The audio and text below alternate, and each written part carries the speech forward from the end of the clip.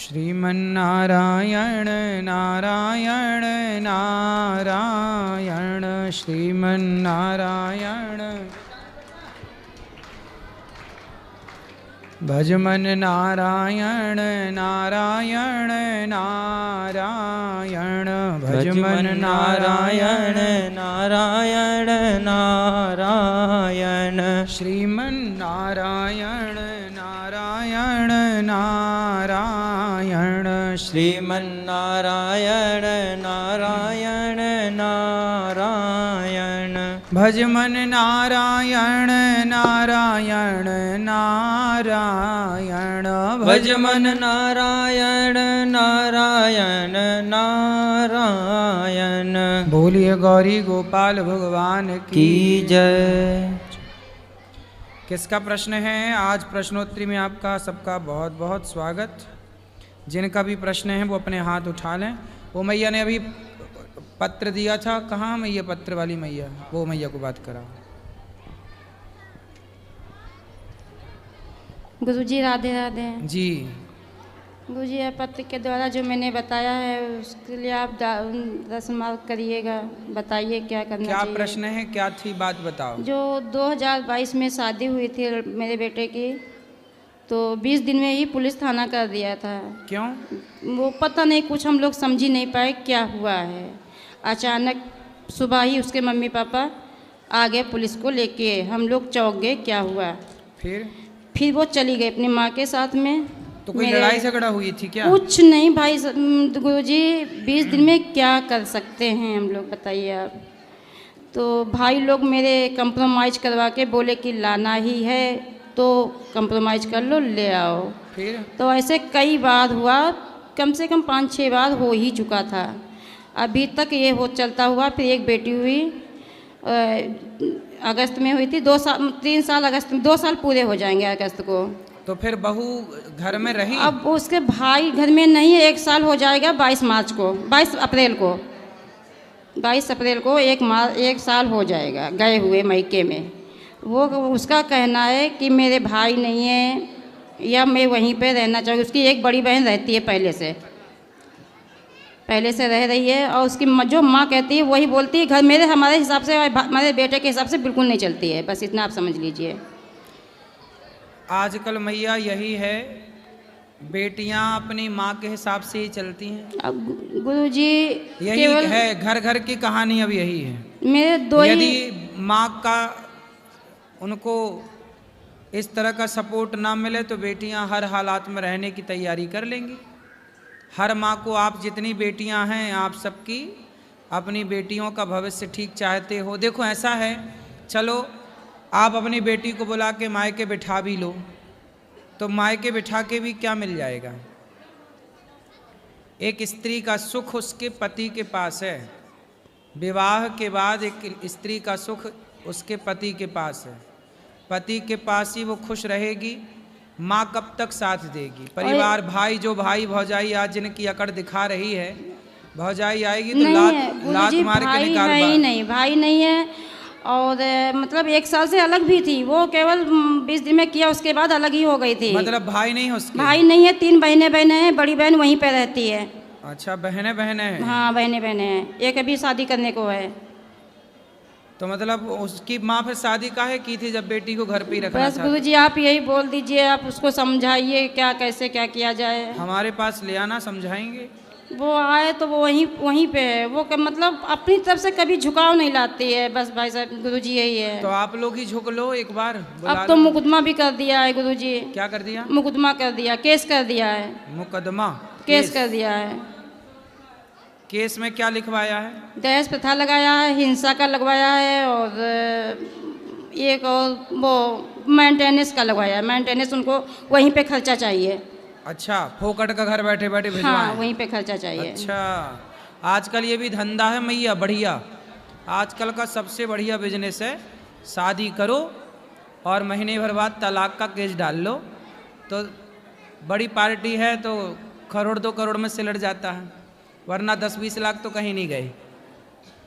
और ज़्यादा 3-5 किए तो तुम ड्रम के अंदर पाए जाओगे। गुरुजी बस 1 महीना एक में नहीं रही है, अलग थी, और 2 ही लोग हम हैं, पति पत्नी है, एक बेटा छोटा ये बैठा है पास में बस। आजकल मैया बस इसलिए पहले के लोग बहुत समझदार थे। जो घटनाएं आज घट रही हैं, इन सारी घटनाओं को हमारे पूर्वजों ने देख लिया था। इसलिए विवाह करने के पहले खूब जांच पड़ताल करते थे कि लड़की खानदान कैसा है, लड़की का परिवार कैसा है, माँ कैसी है, बाप कैसा है, आचरण व्यवहार कैसा है, सब पूरी जन्म पत्रिका कुंडली मिला के कुटुंब खानदान देख के सब ब्याह किया जाता था। गुरुजी एक बात विवाह करने के पहले लोग रिश्तेदारों से, अड़ोसियों पड़ोसियों से, मैं आप सबके लिए एक बढ़िया बात बताऊं, आप तो चलो अब परेशान हो और कोई परेशान ना हो इसके लिए, किसी नए लड़के के साथ, किसी नई लड़की के साथ कभी विवाह मत करो। फिर कैसे करें? उस लड़की के साथ विवाह करो, उस लड़के के साथ विवाह करो जिस लड़की लड़के को आप लोग जानते हैं, मतलब आपके दोस्तों की, परिवार की, कहीं आसपास गांव मोहल्ले के अगल बगल के लोगों से ही। जैसे वृंदावन में, वृंदावन की लड़की कभी बाहर नहीं जाती, कहते ना वृंदावन की छोरी कभी वृंदावन के बाहर उसका ब्याह होता ही नहीं, ये परंपरा है यहाँ की। और गुरुजी पहले पूरा सुन लो और नहीं। फिर क्या है कि जब यहाँ की लड़की लड़का एक दूसरे को जानते होंगे, भाई बचपन से मैंने इस लड़की को देखा है खेलते हुए, खाते हुए, पढ़ते हुए, आते हुए, जाते हुए, तो पता है ऐसी लड़का। पहले के लोग क्या करते थे, अपने दोस्त की लड़की या लड़के से ब्याह करते थे। पहले ये तय हो जाता था, जैसे हम 2 दोस्त हैं तो तय हो जाता था कि हमारा लड़का होगा, लड़की होगी, तो हम दोनों एक दूसरे से विवाह करेंगे, तो हमारी दोस्ती कल को रिश्तेदारी में बदल जाएगी। तो ये परंपराएं थी पहले। आजकल क्या है, बिल्कुल नई लड़की आजकल तो शादी.com से ले आते हैं, जानते वानते हैं नहीं, आई और सीधा 4 महीने बाद सीधा कोर्ट केस, पैसे दो। आजकल सुनो, सबसे बड़ा धंधा, बिजनेस, सबसे बढ़िया चलने वाला बिजनेस आजकल दहेज केस वाला चल रहा है। बहुत सारी लड़कियों ने धंधा बनाया है, पता आपको? धंधा, शादी करेंगी, महीने बाद भर कोर्ट केस।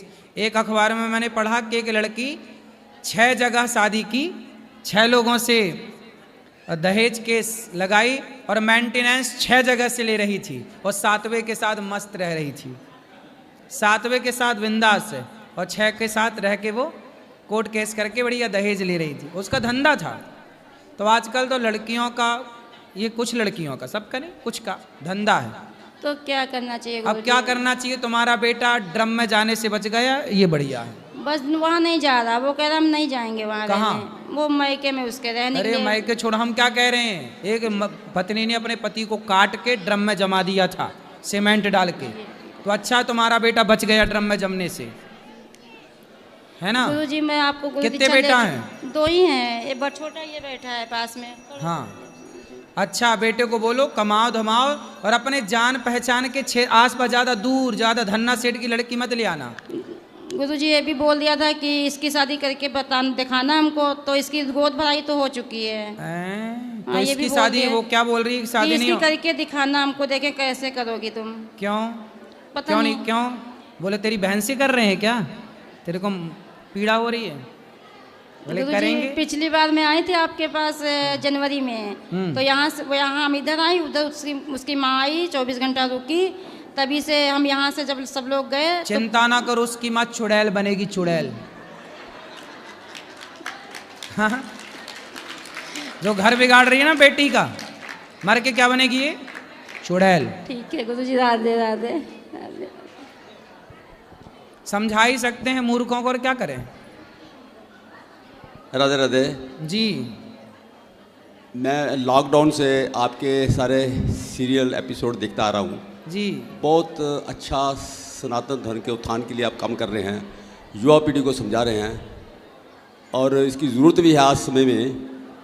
मैं भी जाता हूँ, जो मैं प्रोफेसर हूँ, बच्चों को संस्कार देते हैं कि ये बातें जो आप बताते हैं कि बचना कैसे है अधर्मियों से। तो मेरा एक सुझाव है, यहाँ से जो संस्कारों का एक ताबीत बन जाए, जातिवाद के गले में डाल दो ताकि घर जाके असर करे। वो युवा पीढ़ी आपके चैनल नहीं देखती, आपका एपिसोड नहीं देखते, असर नहीं होता। तो ऐसा तबीयत जब मेरा सुझाव है तभी उनके गले में डाल दिया जाए, जाती है घर में उसके डाल दो तो चुड़ैल पीछे लग जाए। तो धन्यवाद। खुश रहिए, खुश। धन्यवाद। सब बैठ जाओ। हाँ, राधे राधे सर। सर मेरा सवाल है कि जो गंडक नदी का शालिग्राम होते हैं, क्या उन्हीं को पूज्य है या यहाँ का कोई अच्छा जैसे मिल जाए तो उनको भी पूज्य है या नहीं है, पूजा करनी चाहिए? गंडकी नदी से ही शालिग्राम निकलते हैं, चक्री नदी बोलते हैं। जी जी। वहाँ से निकले हुए शिला को ही शालिग्राम बोलते हैं, और संसार की कोई शिला को शालिग्राम नहीं बोलते।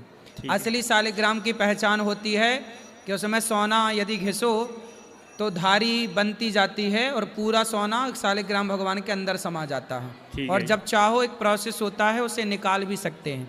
पुराने ज़माने में शालिग्राम भगवान को एक कसौटी कहते थे। शालिग्राम, असली शालिग्राम की पहचान है कि सोना आप घिसेंगे ना तो शालिग्राम जितने वजन के होंगे, मतलब 100 ग्राम के शालिग्राम है तो 100 किलो सोना, 100 ग्राम सोना उनके भीतर जा सकता है। असली शालिग्राम भगवान सोना खाते हैं और जब चाहो आप वापस भी निकाल सकते हैं। पहले के राजा महाराजा अपना खजाना शालिग्राम शिला में छिपाया करते थे। और एक बात और है, शालिग्राम से सोना निकलता भी है। अच्छा, हाँ हाँ, बहुत अच्छी बात है। तो शालिग्राम भगवान सोना लेते हैं और सोना देते हैं, इसलिए वो भगवान है। हाँ जी। बाकी दूसरी बात ये है सर, मेरी पत्नी आपके एपिसोड देखती रहती है घर में और मुझे भी खींच के ले आई है कि चलो आपने भी चलना है। इंटरेस्ट तो मैं भी रखता हूँ बहुत सारा, लेकिन अभी इनकी वजह से मैं भी यहाँ तक पहुँच गया हूँ। आपके कौन है आपकी? पत्नी है। पत्नी, बहुत बढ़िया, बहुत बढ़िया पत्नी। भैया अच्छा किया आपने पति को ले आई। दूसरा, आजकल के बच्चे थोड़ा सा संस्कार सिखाने में थोड़ा लॉजिक पूछते हैं। लॉजिक बताओ, कौन सा लॉजिक चाहिए? तो लॉजिक पूछते हैं कि ये आप सूरज को अर्घ्य क्यों देते हैं? हाँ, उनको बोलना अपने बेटों को कि बेटा तुम बिजली जलाते हो, बिल देते हो कि नहीं? हाँ जी। फोकट में बिजली सरकार देती है क्या? नहीं देती हाँ, जब बिजली तुम जलाते हो तो बिल देते हो, तो सूर्य भगवान तुम्हें इतनी विटामिन डी दे रहे हैं, इतना प्रकाश दे रहे हैं, तो लोटा भर पानी चढ़ा के धन्यवाद तो दे दो। हाँ, बिल्कुल सही बात है। ठीक है। हाँ, इतना सारा अब तुम बिजली जलाओगे रात भर तो तुम्हारा बिल आ जाएगा। और सूर्य भगवान फसलों को शक्ति दे रहे हैं। सूर्य भगवान ना हो तो किसी किसान की कोई फसल ना हो। क्या बिना सूर्य की रोशनी के कोई फसल हो सकती है? क्या बिना सूर्य की रोशनी की? और सुनो, और लॉजिक ले लो, बच्चों के काम आएगा। अरे टोपी वाले भैया को दो। और कोई लॉजिक तो नहीं चाहिए? हाँ, बस लॉजिक और तो पूछते ही है बहुत सारे, लेकिन इसमें उनको तो कहीं कहीं तो हाँ, तो ये वाला मिल गया आपको, दूसरा पूछो। कहीं सेटिस्फेक्शन तो हो जाती है उनको। हाँ, लेकिन कहीं कहीं नहीं होती है, तो फिर तब थोड़ा सा तो मेरे पास ले आया करो। ये आज के बच्चे मेरे ही से समझते हाँ, हैं। उनको ज्यादा पढ़ा लिखाने के भी थोड़ा सा ये है ना कि पढ़ लिख के ज्यादा गए हैं तो ज्यादा पढ़ लिख गए, बातें भी ज्यादा करते हैं, बदतमीज हो गए हैं। हाँ जी। वैसे आज्ञाकारी हैं, सब बढ़िया है, कोई दिक्कत नहीं है। बदतमीजी करते तो काय क्या आज्ञाकारी है? नहीं, बदतमीजी उतनी नहीं करते जितनी मतलब। हाँ, मतलब आप सह लेते हो, इतना ठीक है। हाँ, उतना चलेगा। अच्छा है, अच्छा। क्या करे बाप भाई, बदतमीजी करेंगे थोड़ा बहुत सहना ही पड़ेगा। अब श्रवण कुमार जैसा बेटा तो ढूंढे ना मिले। गुरुजी राधे राधे। सही है, राधे राधे गुरुजी। आजकल थोड़ी बहुत बदतमीजी बच्चे करें तो देखो झेलना भी पड़ता, क्या करोगे, कहाँ जाए अब। चलो सही है गुरुजी राधे राधे जी। गुरुजी मेरे पति शराब पीते हैं और हम मना करते हैं तो ये बोलते कोई गलत काम थोड़ी ना कर रहे हैं। हैं? बात कराओ पति देवता से। और गुरुजी पिछली साल भी आए थे हम लोग। कहाँ है पति? आए हैं साथ में। बात कराओ। राधे राधे गुरुजी। काय पति देवता, कितने की पी जाते हो? कभी कभी पी लेते हो गुरुजी, यार दोस्तों के साथ में। कभी कभी क्या, मंगलवार, सोमवार, शनिवार, रविवार, कब? नहीं, ऐसा तो कुछ नहीं है। और पत्नी कहती है ना पियो तो कहते हो कोई गलत काम थोड़ी कर रहे हैं। तो शराब पीना सही काम है? नहीं नहीं, सही तो नहीं है। अच्छे से बोलो। नहीं, सही नहीं है ना। सही है? शराब पीना सही है कि गलत है? गलत है। तो फिर काहे पीते हो? नहीं पीते हैं गुरुजी, कभी जैसे यार दोस्तों के साथ में। नहीं पीते, कभी पीते। झूठ काहे बोल रहे हो? झूठ बोलना पाप है, नदी किनारे सांप है। रोज रोज तो नहीं पीते ना। काली माता आएंगी तुम्हारी घींच काट के ले जाएंगी। अब नहीं पिएंगे गुरुजी। पक्का? पक्का। खाओ माँ कसम। जो इंसान इस दुनिया में है ही नहीं गुरुजी, उसकी कसम क्या खाना है? जो इंसान इस दुनिया में है ही नहीं उसकी कसम क्या खाना। तो बाप की कसम खा लो। हैं पिताजी? हाँ हाँ, पिता की कसम खाओ, खाओ बाप की कसम कि नहीं पीऊंगा शराब। बाप जो जिंदा उसकी खाओ। चलो। नहीं पिएंगे गुरुजी आज से क्या? शराब। बाप की कसम खा के। चलो पिताजी कसम खा रहे हैं आज के बाद नहीं पिएंगे। हाँ, अब तुम पक्का पक्के तो पितृभक्त हो। ठीक गुरुजी, राधे राधे। ले अब नहीं पिएंगे। बढ़िया, खुश रहिए।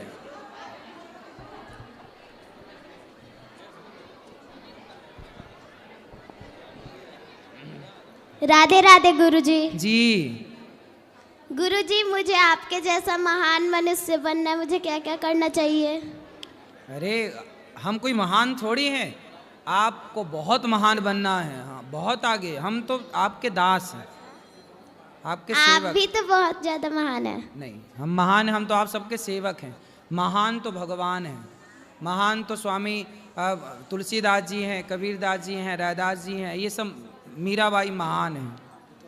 आप महान हो, ये सब भक्त लोग महान हैं। हमारे लायक प्रश्न क्या है ये बताओ। गुरुजी, आप भी तो अच्छा अच्छा कर्म कर रहे हैं। ठीक है, इस शरीर से जितना हो जाए उतना कर लेते हैं। ये तो भगवान प्रेरणा देते हैं तो ना हो रहा है, हम कुछ नहीं करते, भगवान कराते हैं हम सबसे। हमारे शरीर से भगवान करा लेते हैं, इस शरीर से। आपके शरीर से कुछ कराए, कुछ हमारे शरीर से कराए। तो गुरुजी, मुझे भी IAS बनना है, मैं क्या क्या करूं? पढ़ाई करो मन लगा के। IAS बनना है, खूब पढ़ाई करो, मन लगा के पढ़ना है आपको। ठीक हाँ है? गुरुजी। हाँ गुरुजी राधे राधे। जी। गुरुजी, धन और धर्म को अध्यात्म से कैसे जोड़ें? धन और धर्म और आध्यात्म तीनों से जुड़ना चाहते हैं। धन और धर्म को अध्यात्म से जोड़ना चाहते हैं। अच्छा, धन जैसे को धर्म। हम कुछ अपना व्यापार करते हुए एक अच्छा धर्म को निभाते हुए कमाई का गृहस्थ लोग ध्यान दें, कमाई का 10%, 5% मानव जाति की दीन दुखियों की सेवा में यदि आप लगाते हैं तो आपका धन पवित्र है, धर्म से जुड़ा हुआ है। कमाई का 5%, 100 रुपये में 5 रुपये निकालो, किसी भूखे को रोटी खवाओ। वो तो करते हैं। बस यही है धर्म सबसे बड़ा। और आध्यात्मिक, आप आध्यात्मिक हो, धर्म से जुड़े हैं। राधे राधे गुरुजी। राधे राधे गुरुजी। जी गुरुजी, मेरा एक प्रश्न है। बोलो। गुरुजी, जो कृष्ण जी हैं वो माखन क्यों चुराते हैं? क्योंकि माखन होता है सफ़ेद, क्योंकि माखन होता है कोमल, सॉफ्ट होता है। हाँ। मानो भगवान ये कहते हैं कि जिसका मन मक्खन की तरह स्वच्छ हो और मक्खन की तरह कोमल हो, उसके मन रूपी माखन को मैं चुरा लिया करता हूँ। माखन नहीं चुराते, मन चुराते हैं। इसलिए भगवान का नाम है चित्त चोर। क्या नाम है? चित्त चोर। चित्त चोर का मतलब है हमारा चित्त चुरा लिए, मन चुरा लिए। तो भगवान मन चुराते हैं माखन के बहाने। मानो भगवान कहते हैं कि जिसका मन माखन की तरह निर्मल होगा, कोमल होगा, मैं उसके मन रूपी मक्खन को कोमल होगा, चुरा लूंगा। ठीक है? आज के लोगों के अंदर ना मन मक्खन की तरह नहीं है, पत्थर की तरह हो गया है। राधे राधे गुरुजी। जी बोलो बेटा। राधे राधे गुरुजी। जी गुरुजी, मेरे 2 प्रश्न हैं। बोलो। गुरुजी, पहला प्रश्न ये है कि जैसे अभी कलयुग चल रहा है तो हम दिवाली मनाते हैं, तो जब घोर कलयुग आएगा तब दिवाली मनाई जाएगी? तब भी दिवाली आएगी, तब भी होली आएगी, परंतु मनाने वाले लोग कम रहेंगे। जैसे आज कथा हो रही है तो सुनने वाले 5,000 लोग होते हैं, 10,000 लोग होते हैं, 50,000 लोग होते हैं। कलयुग के अंत में जब कथा होगी तो सुनने वाले कोई 1 लोग 2 लोग ही रह जाएंगे। मतलब सब कुछ होगा, त्यौहार तीज आएंगे, पर उन्हें मानने वाले, जानने वाले, समझने वाले लोग कम होंगे, क्योंकि पाप इतना बढ़ चुका होगा। जैसे आज भी देख लो ना, उसका एक सैंपल। आज भी मंदिरों में, गांव-गांव में, गली गली में जो मंदिर बने हैं, कॉलोनी सोसाइटियों में, आरती जब होती है ना तो घंटा बजाने वाले कोई नहीं आते। आजकल आर्टिफिशियल घंटे लगाए गए हैं मंदिरों में, बटन दबाओ तो टन टन टन टन अपने से बजते हैं। मतलब ये स्थिति आ गई है सनातन धर्म में कि अब मंदिरों में आरती होती है तो घंटा बजाने वाले लोग भी नहीं होते, और शाम के टाइम शराब की दुकान में जाओ तो लंबी लंबी लाइनें होती हैं।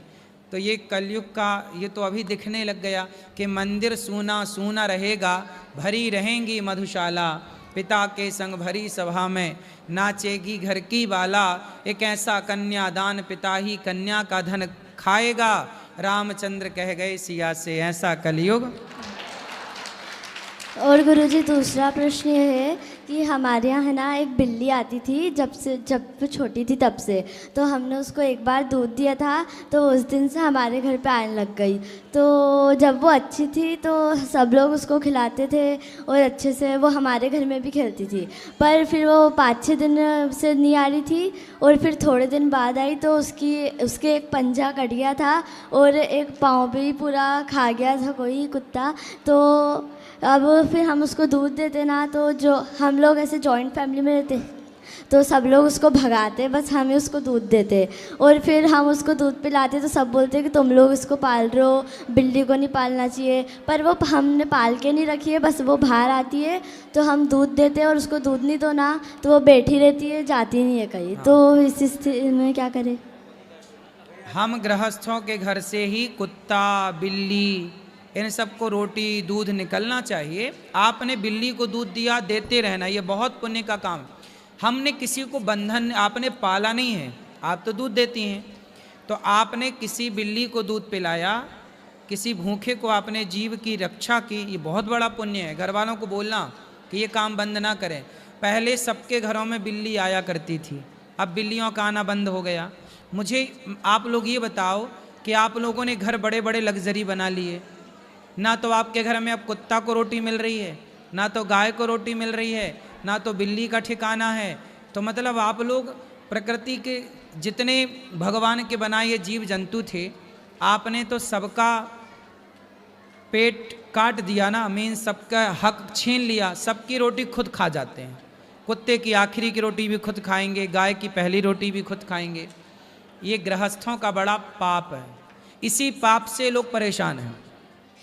आज बड़े बड़े महल अटारी तो बने हैं, पर उस महलों में रहने वाले लोग परेशान हैं, चिंतित हैं, टेंशन में हैं, डिप्रेशन में, क्योंकि वो भूल गए अपनी प्राचीन परंपराओं को कि पहली रोटी गाय को, आखिरी रोटी कुत्ते को निकलनी चाहिए।